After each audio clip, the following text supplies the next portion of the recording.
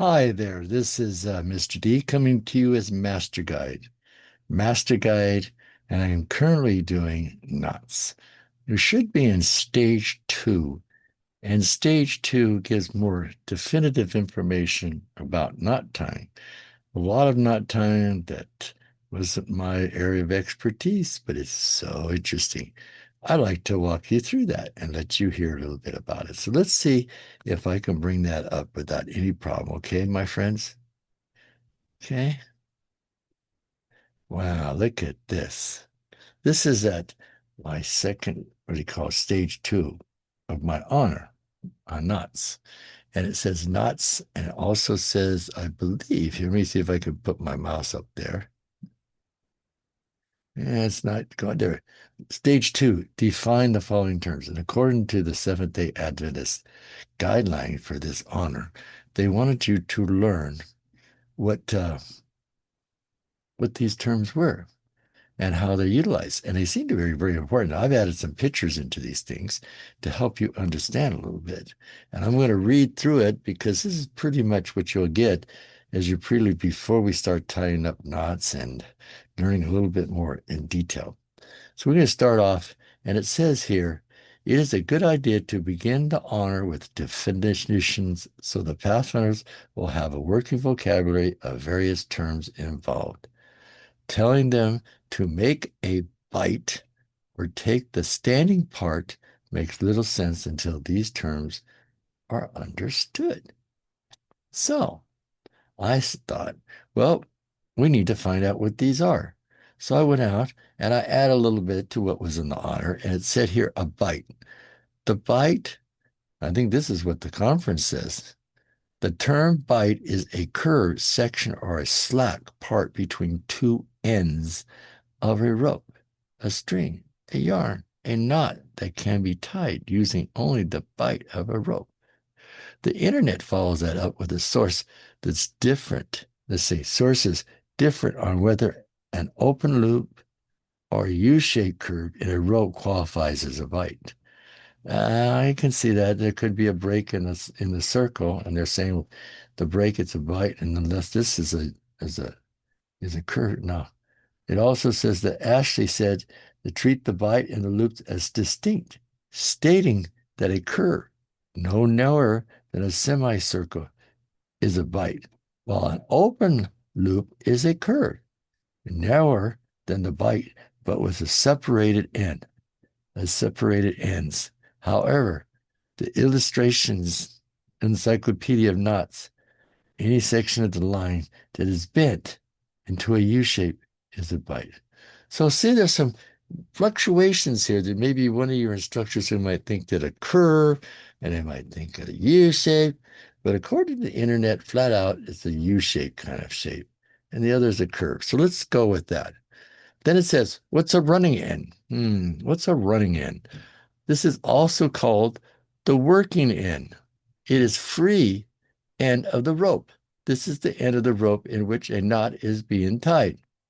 So that's the running end.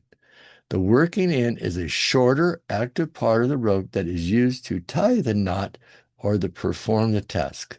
It is the end you manipulate to create a loop, bends, or other configuration. Now that's your work area, the knot where you kind of make the knot, but here you got a line, going down.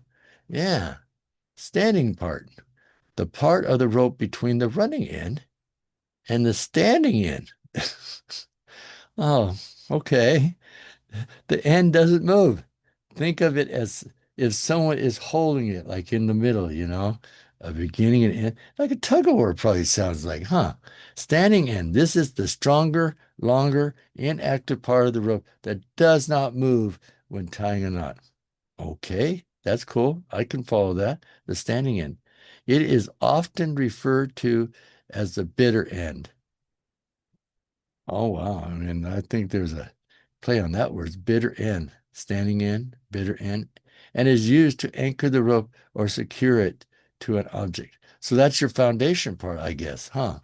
This is a long, inactive part of the rope that does not move when tying a knot. You tie a knot at the very beginning, like it's set up here at the very beginning. Was it the running end? is where you tie it. And the standing part is the part, I guess, in the middle. And the standing end, is that at the very end?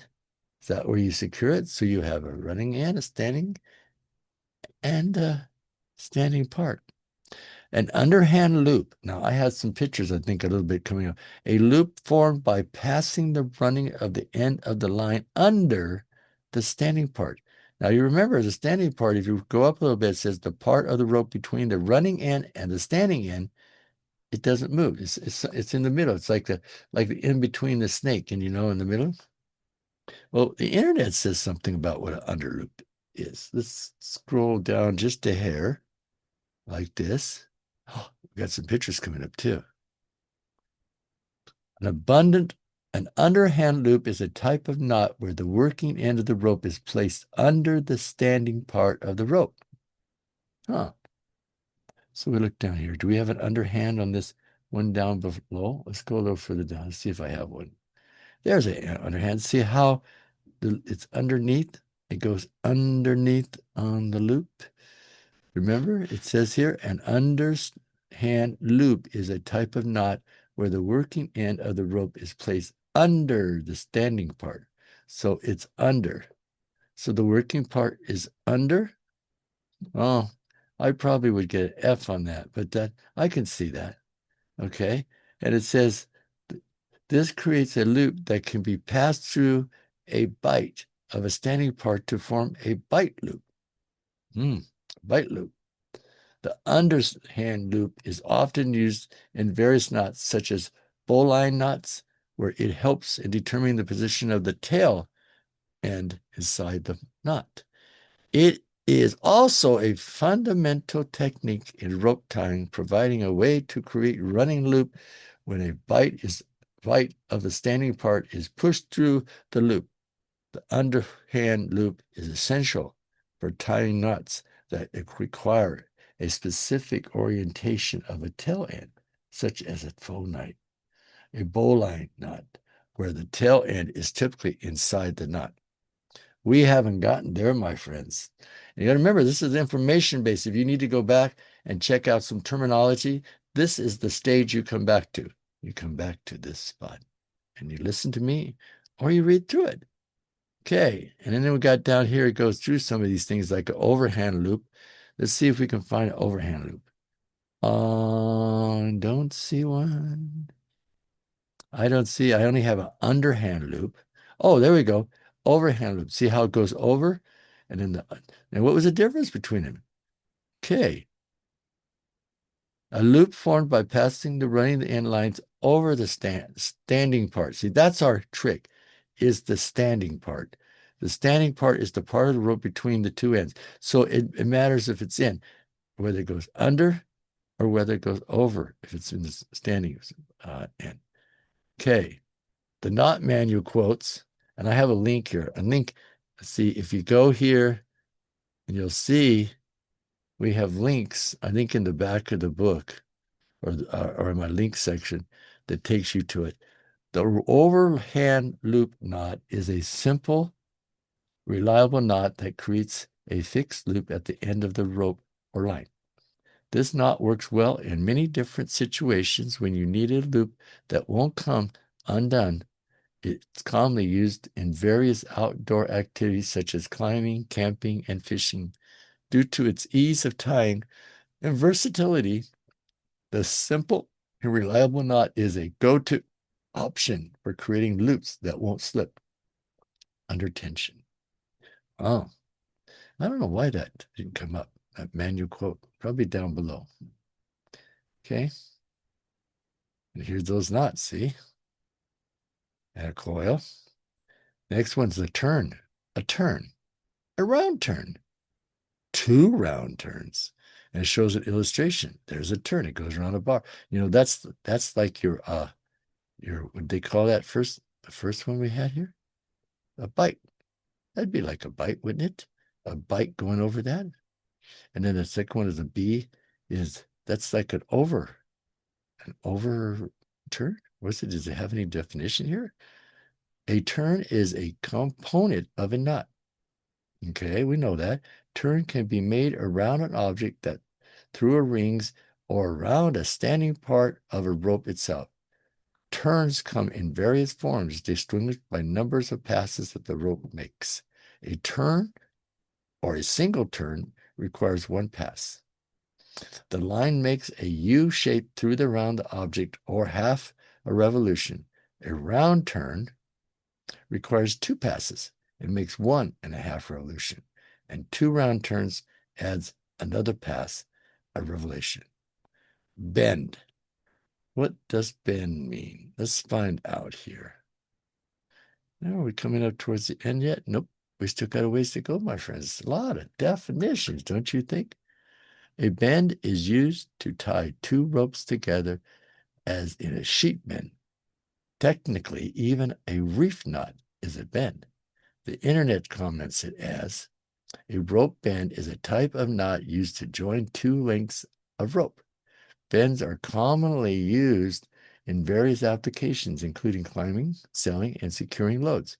They ensure the secure connection between ropes, allowing them to support weight and transmit force. Common type of bend includes a sheet bend, a double fisherman's knot, a double figure eight knot, a bend, each with its own advantages in terms of strength and ease of use. A hitch. That's something I think we all have seen. Something like this, a hitch. You know, you put it around, and we're going to go through how to make them a little bit later. I'm dying for that, I'm learning all these things, and it's amazing. It's amazing what's in this honor. I mean, it's just fantastic. Okay, a hitch. A hitch is used to tie a rope to a spare, a ring, a post, such as a clove hitch. Hitches can also be used to tie one rope onto another rope as a rolling hitch. Internet says a rope hitch is a type of knot used to secure rope to an object or another rope. Hitches are essential for various applications, including climbing, sails, securing loads. They are classified based on their ability to be tightened and released, the resistance to slipping, and their strength. Common types of hitches knots include a clove hitch, a timber hitch, a round turn. See, there's a round turn like we had up above. Two half hitches, each designed for specific tasks such as hoisting, climbing, and securing loads. Here's some more definitions.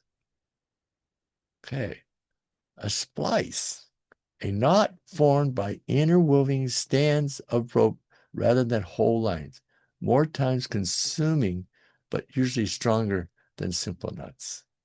And internet calls this, does this have a link to it? Move my mouse over there. No, doesn't. So, what do we have? Internet comments to the Wikipedia about a splice. Splicing is a process of joining two ropes together or forming a semi-permanent joint within a single rope. Wow. It forms a stopper at the end of the line. It creates a loop or an eye in a rope. A splice shorter lengths of rope together to form a longer length terminates a rope without using a knot. These are all kinds of splices. I'd be interesting we see that. Whipping. Oh, a binding knot used to prevent another line from fray. Lay the twine along the rope and bite back along the rope. Make a bite back along the rope. Wrap the twine around itself and the rope. Wrap it until the desired length is achieved. Pass the working end through the loop. Pull the lower end of the twine until the loop reaches midway and trim off any excess twine. This is referenced by a place called How to Tie, a common whipping knot. See right here? I don't know if I go there or not. I don't want to go out of sync and then find out I can't get back. Internet comments also about rope whipping. besides what we just had. Rope whipping is a technique used to secure ends of a rope, prevent fraying and unraveling. It involves binding the end of a rope with the specialized twine, which helps maintain the integrity of the rope and extends its usability. Common whipping. This is a simple method where a line or a loop of a twine is placed at the end of the rope and the twine is wrapped around the rope to prevent it from unraveling. Well, we know that's probably, what's at the end. Whipping is commonly used in sailing, camping, outdoor activities, preserve ropes, and prevent damage. Methods. There are various whipping methods, including the common whipping, the West Country whipping, the salesman's whipping, each suited for different types of rope and application. I'm sure there is more whipping.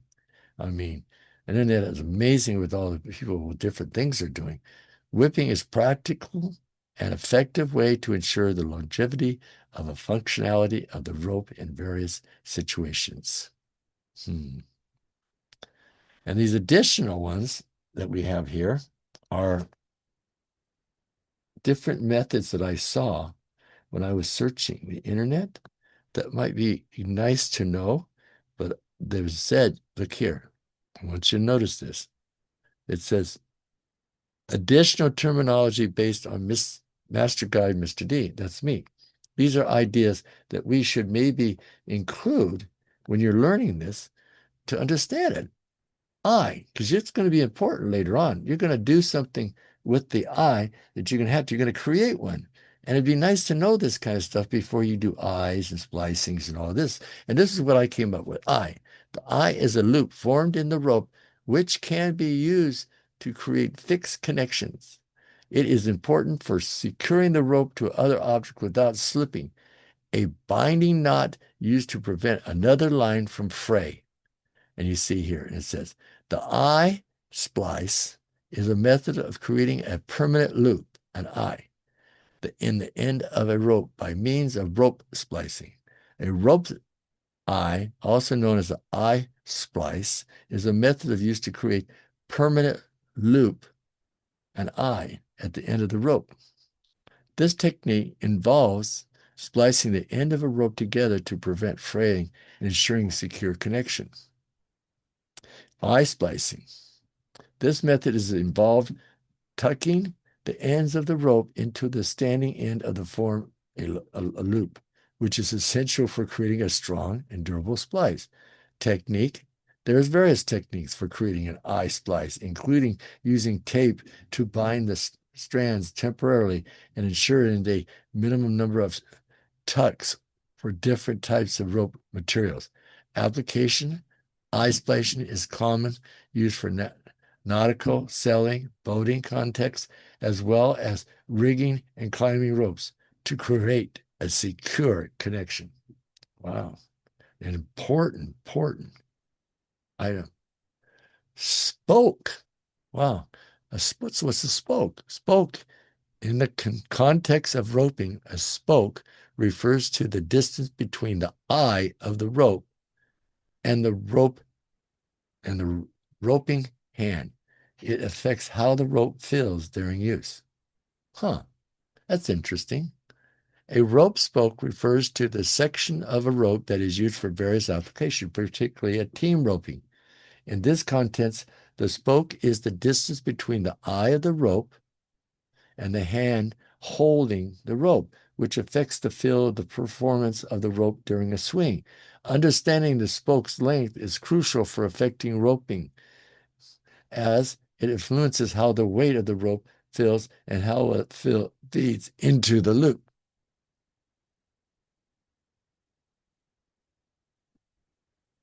Cross point. Oh, let me make a comment here. I'm not going to change this because when you see the stuff in blue, most likely it's a good portion of it is probably off the master sheet from this youth honor. And I don't want to remove that because this is actually their honor. All I'm doing is giving aids to help make it easier for other teachers and master guides like myself to be able to follow and learn and do this honor more efficiently and give the kids more information, more stuff to think about, about what God, how magnificent he is. And so you might see like here where Spoke says in the contents of roping. And when you look down here in the red, it talks about what roping, it talks about the application, it talks about the eye of the rope. So there's a little bit more in the red, but most of it is covered from the blue. Here we go, crossing point. This is where 2 points of rope cross each other, which is essential in forming a loop or knot. Remember the upper loop and the lower loop? You know how it goes over the top, it goes over the bottom. There's essential in some of the knots and how that handles. Internet says this comment about crossing point. The crossing point in the rope knot terminology refers to a place where the rope crosses the making of a loop. It is the point where the working end of the rope lies over the standing part, creating a loop. Remember this was mentioned up above? The crossing point is crucial in the knot tying as it determines the structure, the strength of the knot. Knots that can be tied without access to either end of the rope are called knots in the bight, knots in the bight. And tying a knot with a bight is a double up rope into a bight and then tie the knot using the double rope. Well, that sounds complicated, but we're going to go through some of these in examples, coming down the road. They're going to ask you to do some of this stuff. So I hope you're ready, my friends. Well, the last one I have listed under definition is called elbow. An elbow occurs when 2 or more loops are created in a close proximity of each other, often seen in complex knot configuration. Internet's terminology, let's see how close it is. An elbow in rope terminology is 2 or more loops in a close proximity of each other. It is created when an additional twist is made in a loop, resulting in 2 or more crossings of the rope. This term is commonly used in knotting and roping and handling contexts. It would be good with some videos towards the end when we get into more doing the knots. And little videos and stuff like that. Explain it probably to be me, of course. I hope so. I'm enjoying doing this for God. So that's stage 2. I hope to see you in stage 3. You have a good, let's get out of this screen first, okay? I'm going to try to close this out, stop the sharing, and bring me back to reality. And I want to welcome you back to my honor. Now, the Adventist honor, but my Mr. D's version of the honor, and to see you in stage 3, which I look forward to seeing you. May God be with you. Amen.